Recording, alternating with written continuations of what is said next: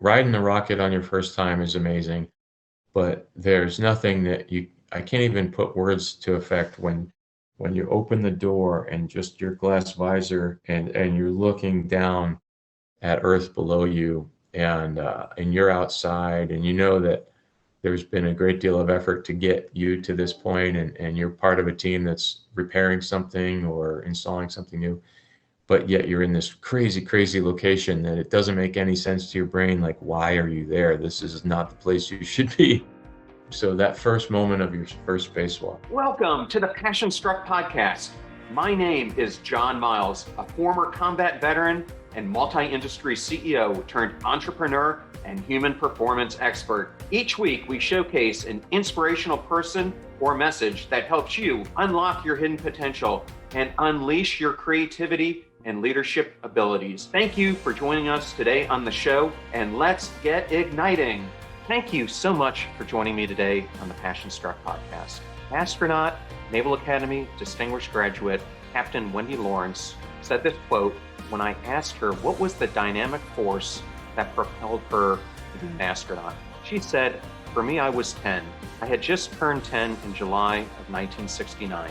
And like millions of people around the world, my mother put me in front of a TV so I could watch. That is the day I became possessed with a dream." To me, that is the best way to describe it. As I got older, from that day forward, when I thought about what I really, really want to do, I came to the same conclusion. I want to be an astronaut and I want to be in space. And I picked that quote on purpose because we have a very special guest today, my Naval Academy classmate, Navy SEAL and astronaut, Captain Chris Cassidy. And for me, this is a very special interview, not only because he's my classmate, but because I was able to speak to him virtually a year ago today as he was preparing to launch off in the Soyuz capsule in Kazakhstan, where he was going to become the commander of the ISS. And for me, being able to follow up a year later and hear about those experiences during his 6 months in space and many more, I think is going to make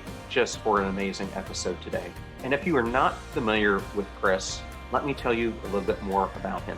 Navy Captain Christopher J. Cassidy was selected as an astronaut by NASA in 2004 and is a veteran of 3 space flights, STS-127, Expedition 35, and most recently served as the commander on the International Space Station for Expedition 63. During that shuttle mission, STS-127, Cassidy served as mission specialist and was the 500th person in history to fly in space. This mission delivered the Japanese Experiment Module Exposed Facility and the Experiment Logistics Module Exposed section to the station. Expedition 35, Cassidy and the European Space Agency astronaut Luca Parmitano had their unplanned spacewalk to replace a pump controller box cut short when Parmitano had cooling water leak into his helmet. And then Cassidy became NASA's 14th chief astronaut in July 2015, where he was responsible for flight assignments, mission preparation, and on-orbit support of U.S. crews, as well as organizing Astronaut Office support for future launch vehicles. Cassidy, a U.S. Navy SEAL, has been deployed twice to the Mediterranean and twice to Afghanistan. He is the recipient of 2 Bronze Stars with Combat V and Presidential Unit Citation for leading a 9-day operation on the Afghanistan-Pakistani border. Chris received a Bachelor of Science in Mathematics from the U.S. Naval Academy in 1993, a Master's of Science in Ocean Engineering from the Massachusetts Institute of Technology in 2000, and an honorary PhD from Tucson University up in Maine in 2015. And I am just ecstatic to have Chris on today, and I know this is a show for all the listeners you are not going to want to miss.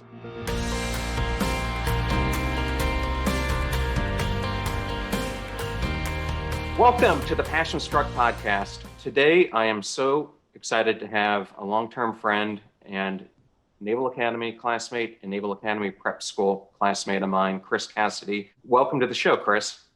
Hey, John. It's so cool to be with you after all these years. And ironically, my stepson is at NAPS right now and will start his plebe year this summer. So it makes me reflect back to when we were in his shoes It doesn't seem that long ago, does it?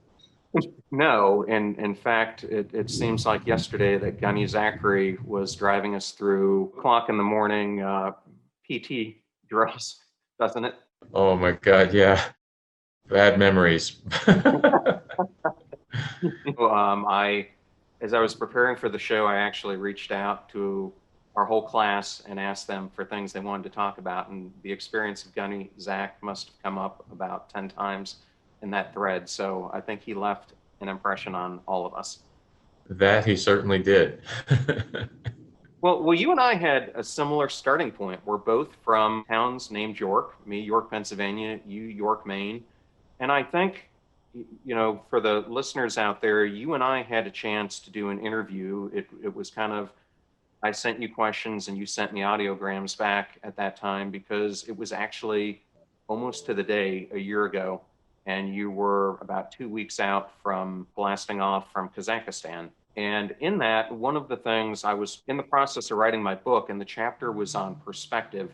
So our interview was about different perspectives that we faced. And I think you and I both ended up going to NAPS for similar reasons. But I think for both of us, it was a much needed year in our life that had profound impacts in the way we approach the Naval Academy and beyond. And so I thought maybe for the listeners out there, sometimes you look at something like having to go to an extra year of school as a negative, but I think both of us found it to be a very big positive in our lives. And I wanted you to unpack that a little bit. Yeah, absolutely. There's a super cool story about how I ended up at NAPS, and I'll share that in a second. But when I found out that I was going to the prep school, I had this kind of moment of, after it all settled and I kind of was putting things in perspective, and my high school classmates were moving on to college. I had a little bit of oh man, I'm going to be a year behind my friends, and I don't feel like I need to go to prep school. Why am I not good enough to have gotten right in directly? And, sort of had a jumbled up bunch of feelings inside me. Little did I know it was going to be the single greatest thing, I really believe, for me. And probably just like you're getting at, I mean, there's a huge difference in maturity between an 18-year-old and a 19-year-old. And then you're surrounded by other folks that are there just like you. And some of our classmates were prior enlisted, so they were a little bit older than us even. And just kind of soaking up that maturity, an extra year of pay, learning the military system, and having an extra year of the same curriculum that you get in your plebe year. All of that just made us, all of whatever we were, 200 or so of us, just so much more prepared to go into that freshman year. And it allowed me anyways to be really successful academically and feel like none of it was a stress in that plebe year. And I think it just put me on such a positive trajectory. If you want, I can go into the story about how I ended up at NAPS. It's because it's, in my mind, it's one of the most pivotal moments in my life, for the reason I just kind of talked about NAPS. But for those listeners that aren't aware about the admission process to a service academy, you have to apply both to the school itself and to a congressional nomination. And I didn't have any mentors in the process. There wasn't the blue and gold officer who kind of guides you through the system at that point, or at least I didn't know of them. So I was navigating it on my own, and I learned that you had to do this congressional application. So I did that. I went for the interview with the congressional staff, and they said, "Okay, good job, we got it from here." And I said, "Oh, that's it. I don't have to do anything else." And they, "No, son, we got it. You did a great job, and we got it from here. We'll get back to you." So this was this fall of my senior year. You fast forward now to the spring of my senior year, and everybody's getting the letters that you got into college or not. And I hadn't gotten a single thing from the Naval Academy.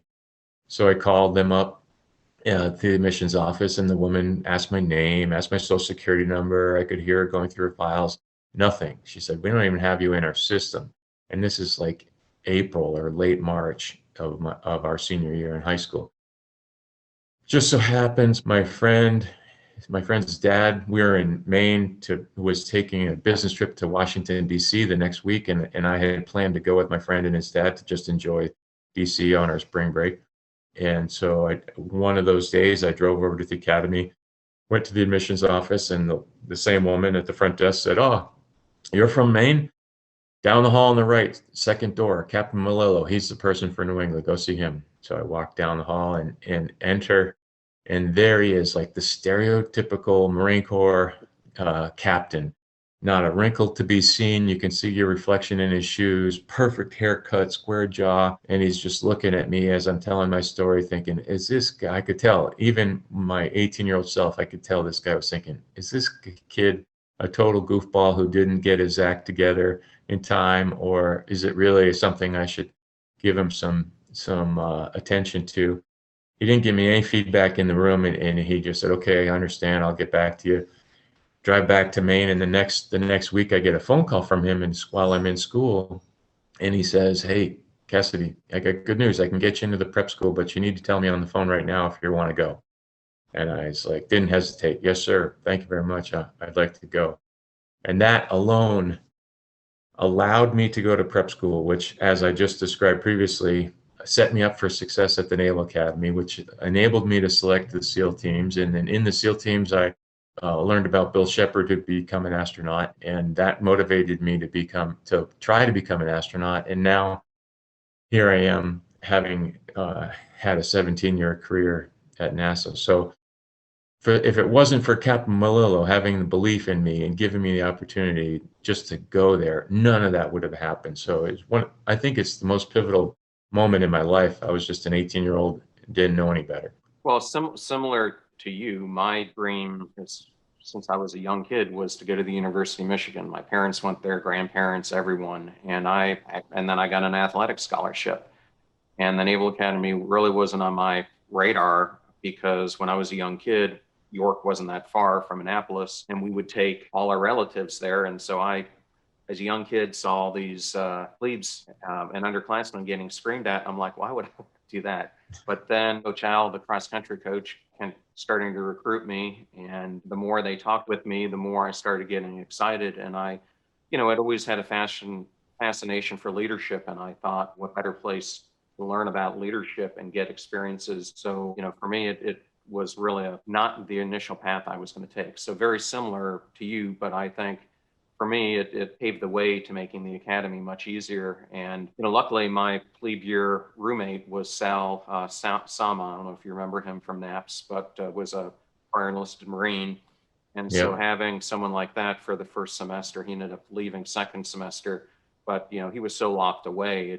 That influence as well just taught me so much. So you then get to the Naval Academy and you were a math major. What were some of the highlights for you of that experience? Because, the motto for a lot of people is it's a terrible place to be, a great place to be from. But I found some great moments when I was there, and especially the bonds that you build with your classmates. It's funny, John. I really liked my whole 4 years there. I never really felt like, oh, this is a miserable place. Even plebe summer is kind of a drag, as you know, but with our experience at NAPS, I kind of knew that it would just end eventually.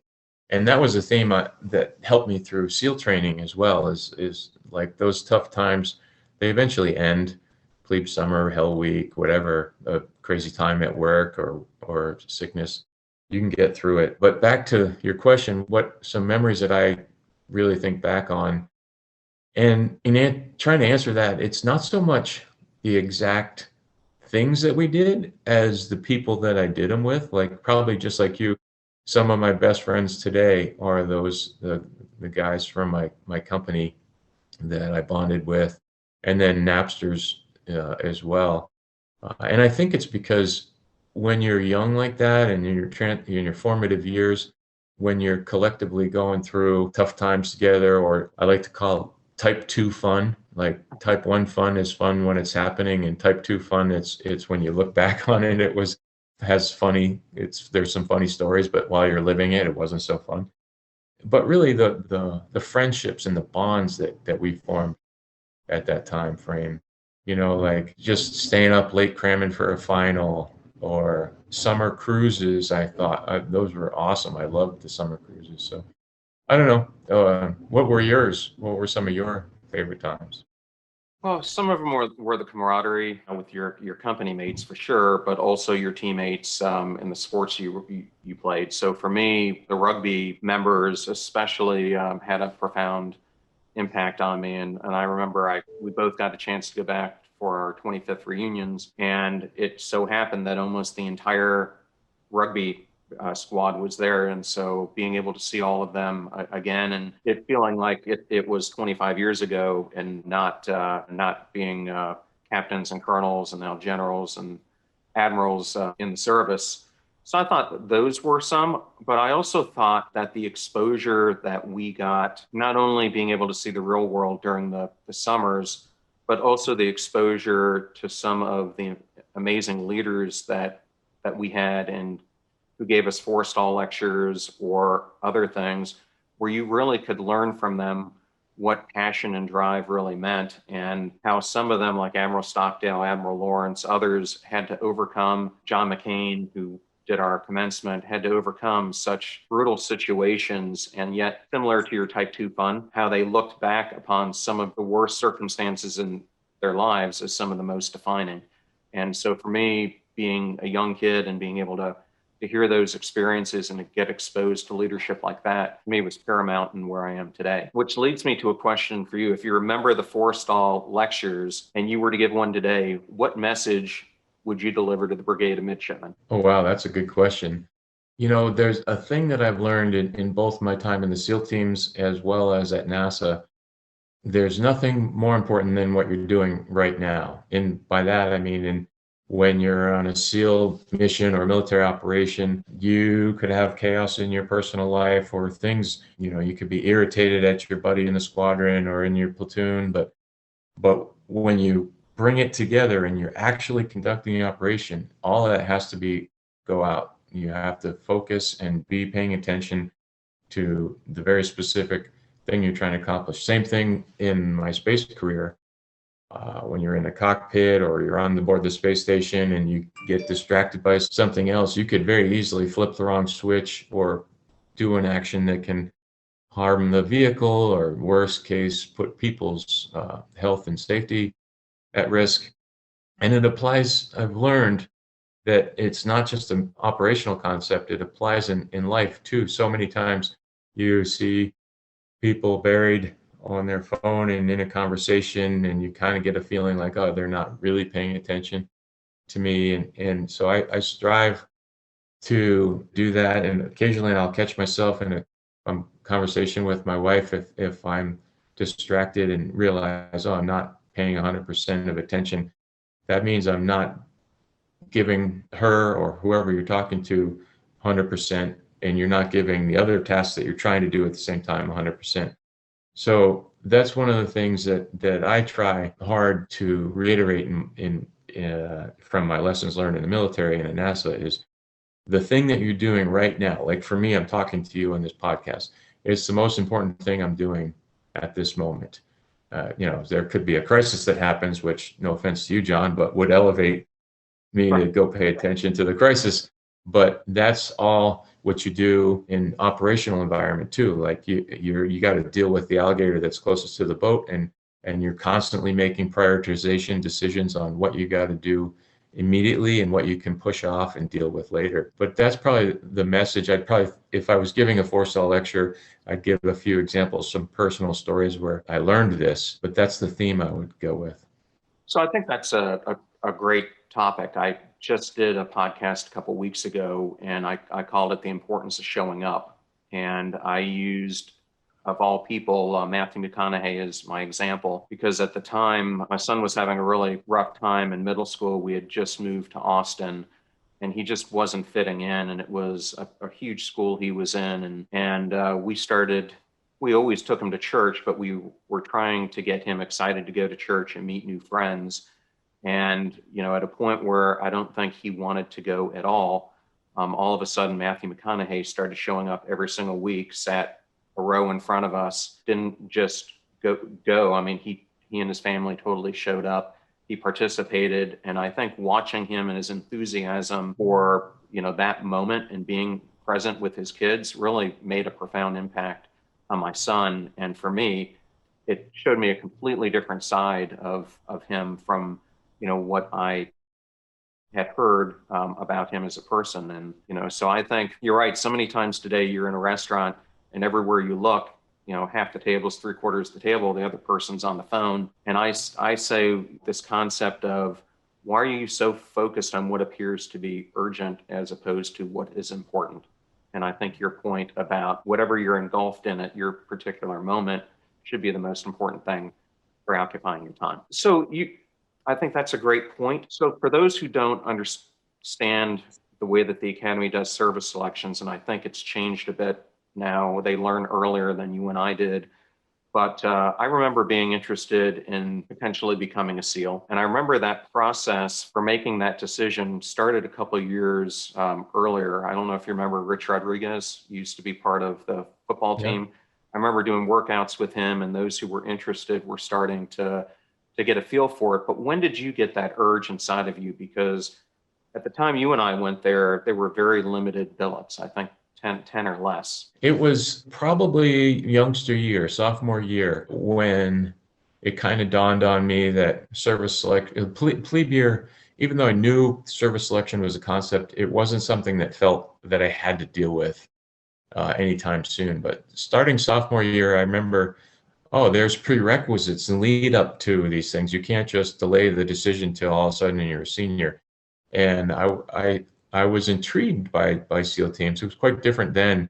The SEAL teams weren't in the news. There wasn't a million books in Barnes and Noble written by SEALs. So it wasn't something I readily knew about. But in talking to, we had Matt Hickey was a SEAL officer on staff, and there was a guy named Chief Black, and just seeing them around and going to PT sessions, it got me a little incrementally more and more enthused.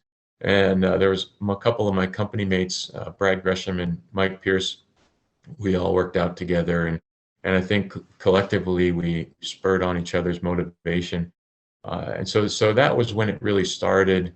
And I put some thought into, okay, in order to make it a reality that I can select it, I need to do this mini buds thing and do a summer, which is a summer cruise type event before your senior year. And so I just kind of put it all in place about what I needed to do to stay competitive for the process. Okay. So if there was one thing you learned as a midshipman, what would you say it's been in propelling your career now to be a SEAL and, an astronaut? That's a good question also. I think probably that a little bit, I learned this in high school sports, and that's the cohesiveness that you get from a team, the camaraderie and the energy that you boost each other up. But it really got hammered home in my time at the academy with your company. You have different groups of friends, right? Maybe you're the same way. You've got your company, then you've got people that were in your major together. And then maybe you had a really fun summer cruise or something with a group of people and you stay connected with them. And then I played company sports. I wasn't on a varsity team, but obviously for you, cross country or rugby is another source of that camaraderie. And so the lesson I learned that was really hammered home at the academy is how much energy you can give each other when you're in it together. Okay. Well, I think that definitely would apply to your experience going through BUDS. I remember in our last discussion, you told me that one of the most important things you found about being at BUDS was that trying times and there's this reality that you've got to get over doubting yourself. And those two things really stuck with me because having not been to BUDS, but knowing many people who have, it is probably one of the most trying times at that point that you had ever experienced. So how do you get through periods like that where you're faced with things, or for you when you're in that combat situation in Afghanistan, how do you create that mindset that these trying times are going to end? Yeah, for me it was figuring out that your time horizon of the future is like an elastic band, right? Like the more available bandwidth you have, you can have that rubber band stretch out farther and further, and you can look for deeper ahead of you. But when you get really, really in the thick of it, in the BUDS analogy, as you're just buried in sand and you're in your 100th push-up and the instructors are yelling at you, your time horizon shrinks kind of just in front of you. And that's where like you said, trying times end.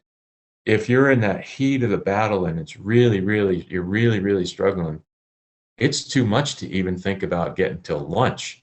You just have to get to the next set of 10 push-ups.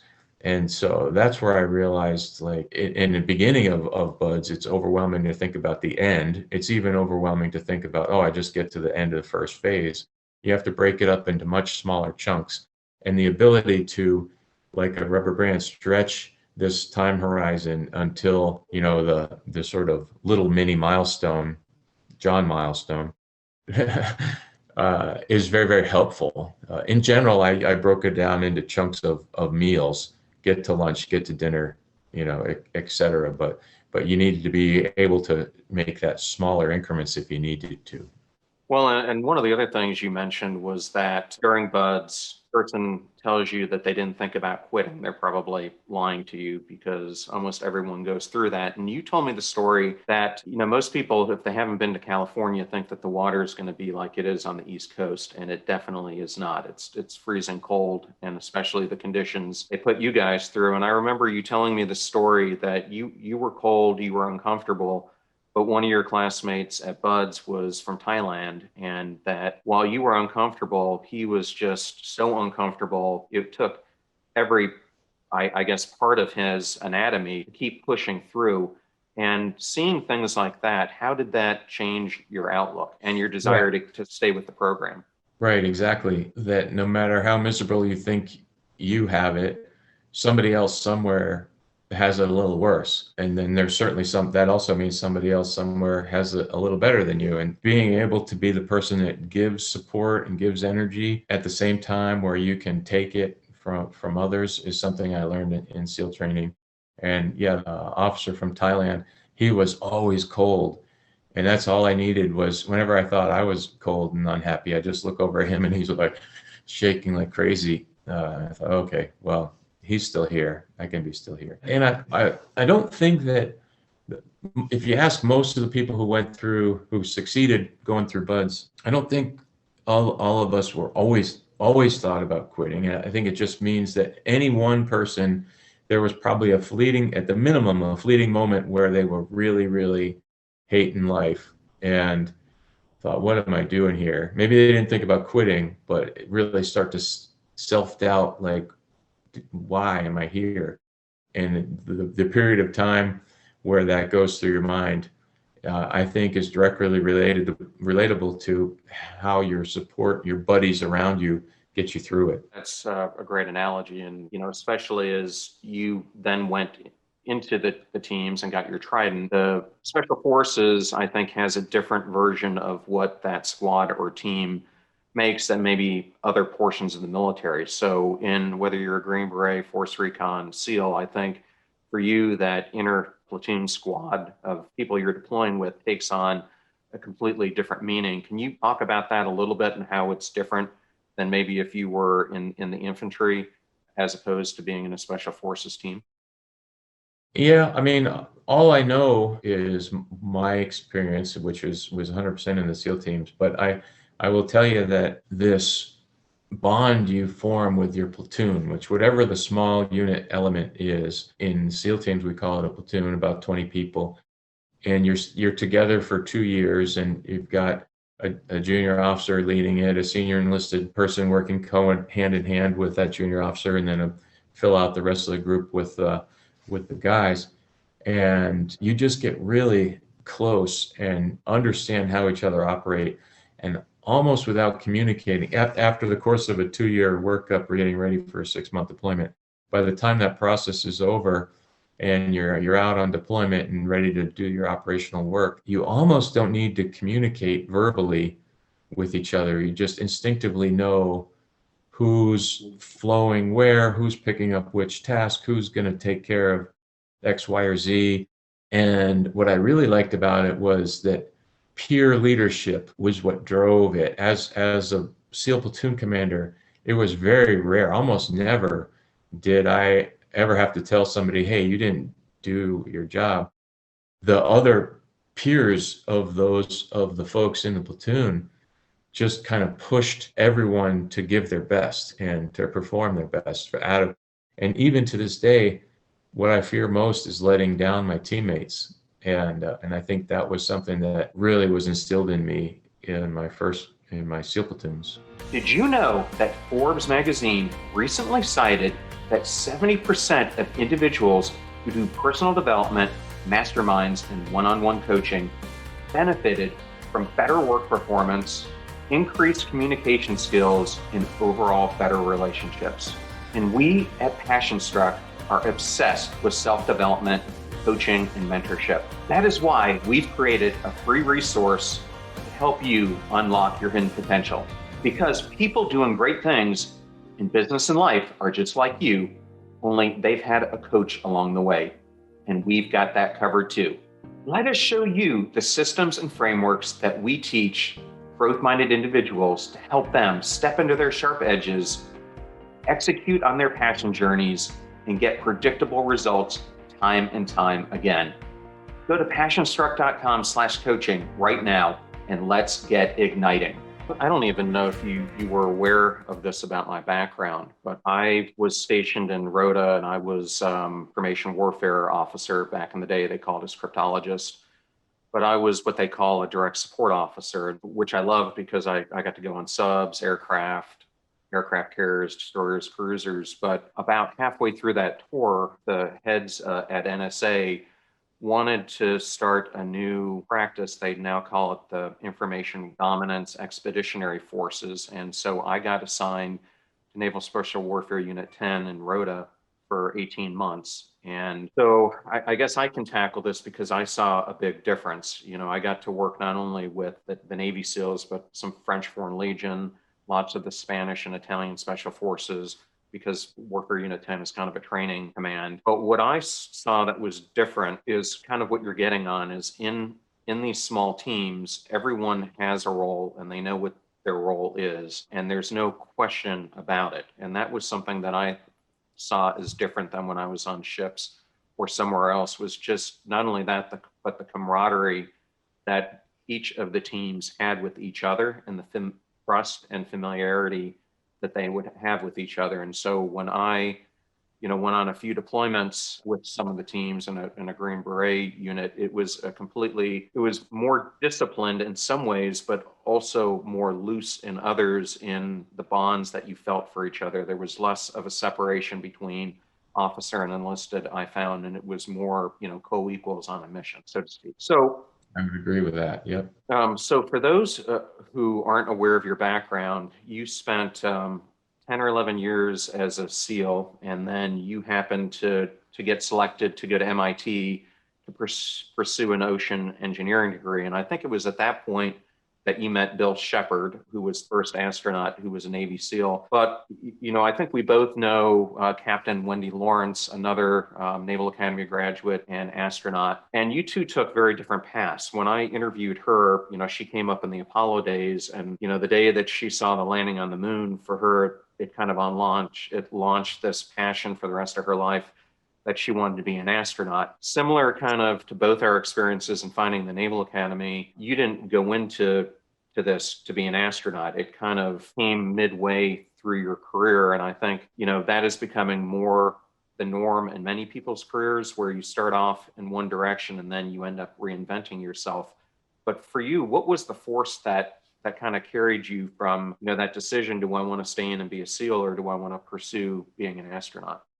Once I met Bill Shepard, and I kind of looked at his background and then how mine was shaping up. I was in graduate school at the time and realized if he was able to be selected with the background that he has, then as a math major, you could do the correlation to that theorem is that I would have the same qualifications and maybe I would be a competitive applicant as well. I also kind of put it in my own framework as if it doesn't happen, it's fine, because I liked what I was doing in the SEAL teams. I really enjoyed the SEAL community and had no super urgent need to leave it. But I thought if the astronaut thing worked out, then that'd be pretty darn cool and pretty amazing. And I would love to spend some time in my career working at NASA. Honestly though, when I was applying, I didn't really know what the job involved. Like when you just see astronaut, you think of like spacewalks, you think of people sitting in the cockpit of a spacecraft, but that's just only a very small fraction of the number of days. I mean, I've been an astronaut for 17 years, and just a total accumulation of a year of that has been in space. So 16 years I've been doing non-space things. And but I've loved every bit of that as well, supporting other missions, leadership roles in here at the Johnson Space Center, in various things, all been fun to be a part of. So I always feel grounded in my professional career in the SEAL teams, and that will never ever be taken away. But I've really enjoyed the second half of my career in NASA. Okay. So personal question I always wanted to ask. You were one of a few astronauts who's left who actually was able to go to space on a space shuttle and on a Soyuz capsule. And I wanted to understand what was the difference like in blasting off in both of those different vehicles. And, for you, what's that sensation like? And do you always get kind of nervous for it? Well, the physics is the same regardless of what vehicle you're riding. So the length of the powered flight is about 8.5 to 9 minutes in both cases. The G-force profile is the same, pretty much the same in both capsules. The difference is one that makes a lot of sense, and that's physical size. The Soyuz is a small capsule, 3 people squished in there, not a whole lot of room. The Space Shuttle, much larger cockpit. You're comfortably sitting in chairs. There's 7 of you, and you're not so squished, and you're carrying lots of cargo in the cockpit as well as in the payload bay. And the other difference is not so intuitive, but that's in language. I mean, when I say it, you probably get it, but on the Soyuz, all the checklists are in Russian. The people talking on the radio, it's all in Russian. The cockpit communication amongst the 3 of us is in Russian. Displays, the whole 9 yards. And on the shuttle, and that's your second language. And for me, I'm okay at it, but it's still, it's another level of effort to do the translation and then make sure you're doing the right action. In the shuttle, everything's in English. You're talking in English. It's your native tongue, so you don't have that extra layer of mental gymnastics that you're trying to do on top of it. So in that respect, I thought that it was more challenging to fly in the Soyuz, but I also didn't have as prime of a role in the Soyuz as my 2 cosmonaut crewmates. So I had some tasks, I knew them Right. independent of the language. Yeah. So when you were up on the space station this time, it was historic for a couple of reasons, and I want to tackle each one of them separately. I'm going to get to COVID in a second, but when you were the commander of the expedition, SpaceX did a very monumental flight that I knew you were looking forward to. But what some people who might be listening don't understand is that is because one of the other astronauts who was on that SpaceX flight was actually a crewmate of yours on, I think, both your initial flight on the space shuttle. If I'm not, am I correct? Yeah. So Doug Hurley and I were space shuttle crewmates on our first mission, each of our first missions, and then his wife, he's married to a NASA astronaut, Karen Nyberg. She was my crewmate on my second mission to the space station. So yeah, our space careers are interwoven. So for those of us who are observing the space program and its evolution now, what is the significance? You've seen this being the chief astronaut, you've seen it being an astronaut. What was the significance of that flight and that docking situation for you, and seeing where the space program can go in the future? Yeah. So in 2011, the space shuttle flew its final flight. And since then, so essentially for 9 or 10 years, we have been in this situation where we've been 100% reliant on our Russian colleagues to get astronauts to space.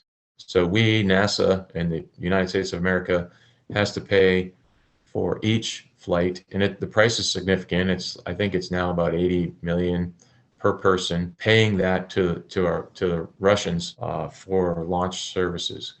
Now since SpaceX is online and soon Boeing, we can kind of wean off of that. We're not 100% out of it. In fact, I think in a couple weeks, not I think, I know in a couple weeks, another astronaut, Mark Van High, is going to launch on a Russian Soyuz. He may be the last one, but we'll see. But anyways, nonetheless, we now have the capability to launch our people from Florida again on a U.S. rocket. And folks might not realize this, but SpaceX and NASA, when we were in the early agreements on trying to figure out how their vehicle would be operated, they think of it like a rental car versus a taxi. And if you take a taxi, the company provides the driver of the vehicle. If you take a rental car, you are the driver of the vehicle.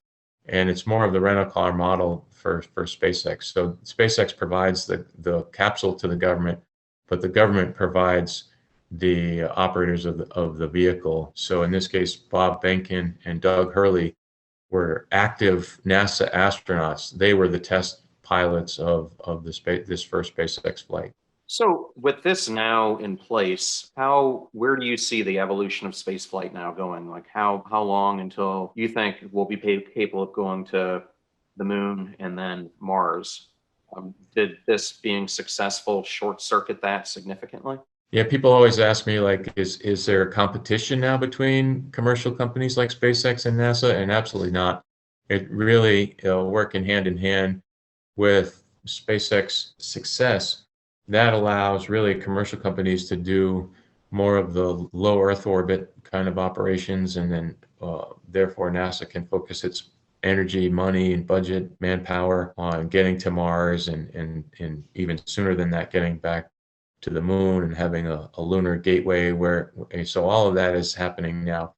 There was some thought that we do that in 2024. That's not going to happen. That's too soon to the moon, and the economics of COVID definitely makes that even more of a challenge. So sometime in the 2020s is when we should be on the lunar surface, and then I would say it's probably like mid 2030s or late 2030s when we have the ability to get to the surface of Mars. Just around the corner. Just around the corner. In many ways. So when you were about ready to go up last time, one of the concepts I brought up to you was this thing that many astronauts experience called the overview effect that people have been talking about now for a few decades, where you kind of see the big picture when you're up there and can put that into perspective because of your height. What I wanted to ask, though, is this time going up, you launched right at the beginning of COVID, and you were seeing a drastically different planet. I thought it was pretty interesting because you had the Apollo 11 anniversary that happened, but it was kind of the reverse. We were looking at them experiencing something amazing on the moon, whereas you're up in space looking down on an alien planet in many ways because of what was happening. And I was wondering, did this trip have a different significance for you than the previous ones? It did, and there's several reasons why this one was more significant. COVID is an obvious one. I mean, I launched, I left Houston at the end of February. My wife and I hopped on a flight to Moscow. She came with me because we spend about 6 weeks, the 6 weeks prior to launch in Moscow or not in Houston. And COVID, if you remember, was just starting to kind of make its way to the United States in that late February timeframe. We arrived, we did a normal airport process and no effect. But very soon after that, all the flights started closing down, and routing back home was an issue. And my wife wasn't sure if she would make it back if she stayed for the launch. And my launch guests, close family and our family and close friends weren't sure if they were going to be able to come to Kazakhstan. Within weeks, all that went away. She left, and so I left the planet really as COVID was starting to rage. And on the bus ride to the launch pad, it was just like a technician and the crew and the bus driver at the launch pad. There was hardly anybody there. Very, very different type launch experience. But also, so that's the COVID part. But also, I had a different mindset independent of COVID, and that was this. It's my third mission, could very likely be my last mission, and so had a viewpoint more of soaking it all in and savoring the experience, because the other previous two missions, I knew that, or I had no intention of being done. I knew I wanted to fly more, and at this point in my career, it's like, hey, it could be my last space flight. It could be my last spacewalk. So take advantage and cherish and embed these moments in my memory. So that was the bigger difference why this mission was different.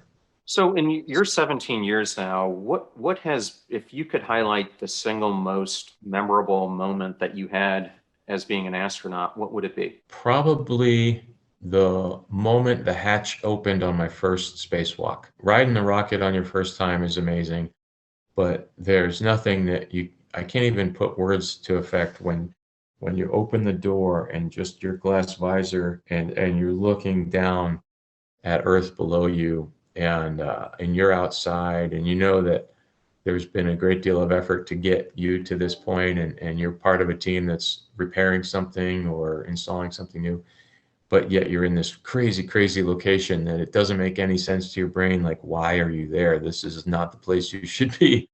So that first moment of your first spacewalk. Wow, and you have had some very interesting spacewalks. I remember one, in fact, where the person that you were doing it with had water, if I remember correctly, emerge in his helmet. When you're faced with something like that, is that when your instincts from buds and being a SEAL and other things came into play?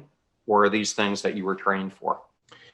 Yeah, I mean, everything, no matter what you're doing, it reverts back to training. And if you're experiencing something for the first time, you'll be slower to react. And just think about like putting a bicycle together for your kid on Christmas Eve.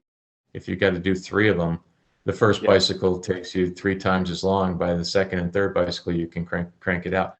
And the same thing is true for training for space. That's why we train over and over and over for spacewalks in the pool. We train over and over and over for malfunctions in the cockpit with the simulators. And when that particular EVA happened, I can't remember the actions that I did to get the hatch closed. My hands just did it. And it's so weird. Even right now, I'm trying to think, how did I get the hatch?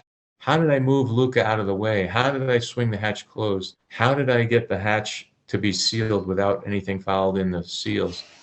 I can't remember. It just happened. And it happened because of iteration training, and it was just rote memorization. And maybe part of it too is at that point, I like to think of it like my whole career of preparation enabled me to respond quickly and efficiently and do it right. And that's the value of training. What's interesting, because when you talked to me about your mission to Afghanistan, and I asked you about what was it like being in that situation, you gave the same answer. You said, I was there to do the mission right, and I just relied on my training, and it carried me through the successful completion of the mission. So it's very similar. So I guess where I was leading this, so the qualities of being a successful SEAL, a successful astronaut, are probably very similar to being a successful entrepreneur or leader if you're not even in one of those professions. And if there were one or two qualities you would say are the most important, what would you tell the listener? Yeah, that's a good question. And it all boils back down to this concept of crew and team. Every member of your organization has value to add. They're there for that reason, and there's certainly times when a time critical decision needs to be made, and the leader needs to just execute the 80% plan now. And there's other times where consensus and make the 80% plan into a 93% plan. But knowing when to do that, but just inherently understanding that every member of the organization has value to add, and listen and incorporate, because you never know who's going to have the best idea on any given day. And that's true in the SEAL teams, it's true in the cockpit of a spacecraft, and it's true in the boardroom or your office place. And you have had a lot of success throughout your career, but do you think you would have had that success had you not faced adversity? Or do you think it's the adversity that helped define where you are today? I think as you go through adversity, it makes you more prepared for the next thing that you're going to encounter in life. Each building, each brick that's laid in who you are makes you more your foundation more stable for the next thing. So I don't know to answer that if adversity makes me capable or it just makes me more able to handle the next thing. I have to, probably the latter. Probably the latter. I think of it as building blocks on the foundation to make you more robust to the next failure. Okay.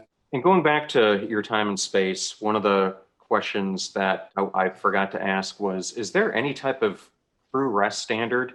And if there is, do you actually get it? Yeah, our lives on the space station are driven by this daily calendar, and every day there's, absolutely, you'll always have an 8 hour sleep block in there. And our culture is that you don't mess around with it. I mean, there are certainly some nights where you stay up a little bit longer because you got some special project that you must get done for tomorrow. But by and large, we take very seriously the concept of being well rested and having some gas in the tank for the next time you got a surge.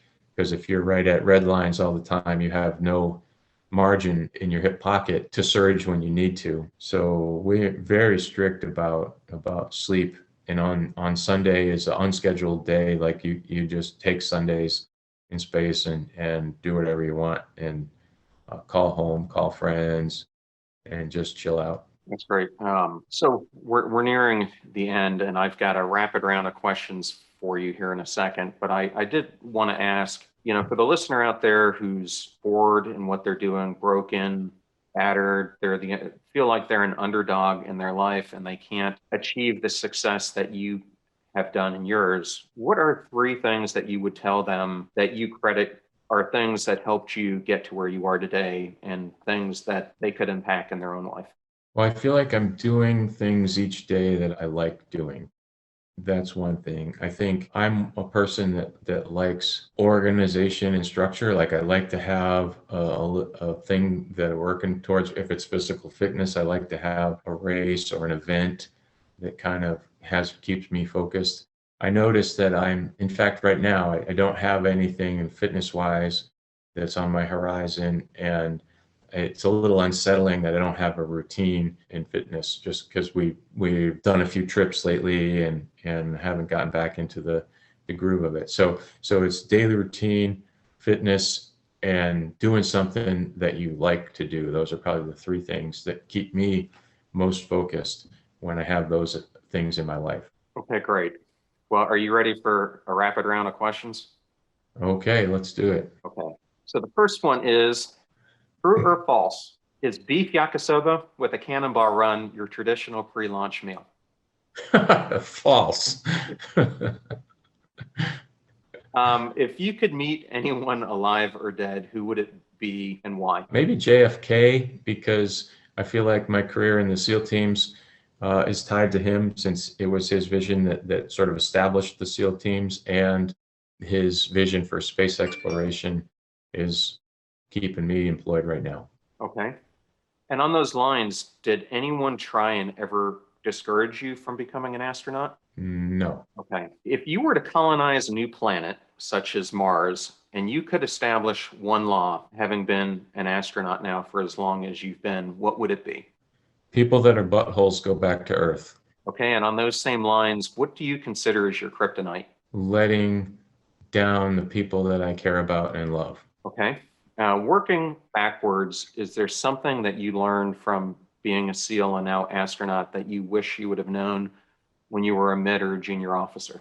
That SEALs and astronauts are no different than mids or junior officers. We just are in different stages of life. I mean, by that, I mean, everybody's a person. Everybody puts their pants on every morning, whether you're a 4-star admiral or a seaman recruit. Okay, great answer. And if you could win any award, what would it be and why? I would win the Passion Struck Podcast of the Year. I have no idea. You may be onto that one. And one final question. What took more perseverance, completing a day in Buds during Hell Week or completing the Ironman Hawaii? A day in buds during Hell Week. Yeah, the Ironman. I loved the actual race, and I didn't think of that as a grind. The grind for the Ironman was the 6 months of dedicated hardcore training leading up to it. So the actual day of the race was like eating cake and ice cream. It was just fun, and the prize for doing a hard job.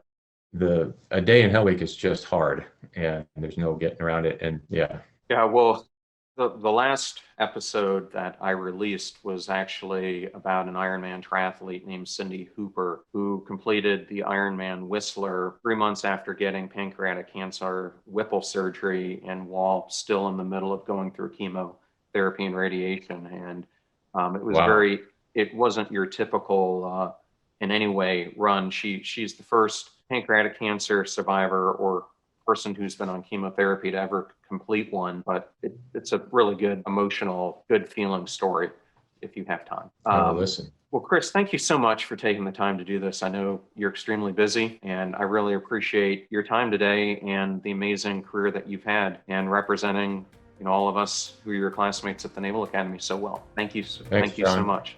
You bet. My pleasure. It's been great to others too. Thank you. Thank you so much for spending time with me today on this special episode of the Passion Struck podcast. And Chris, thank you so much for taking your time to share your passion journey with us here today. And I hope you got as much out of that episode as I did. Wow, was there a lot to unpack, from what it took inside to get through initially the Naval Academy Prep School and the Naval Academy, to going through BUDS and becoming a SEAL, to facing combat and then becoming an astronaut, and all the tips and lessons that he provided all along the way.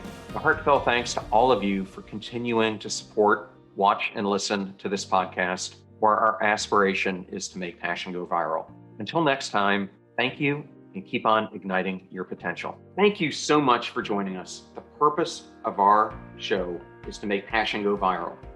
And we do that by sharing with you the knowledge and skills that you need to unlock your hidden potential. If you want to hear more, please subscribe to the Passion Struck podcast on Spotify, iTunes, Stitcher, or wherever you listen to your podcasts at. And if you absolutely love this episode, we'd appreciate a 5-star rating on iTunes and you sharing it with 3 of your most growth-minded friends so they can post it as well to their social accounts and help us grow our Passion Struck community.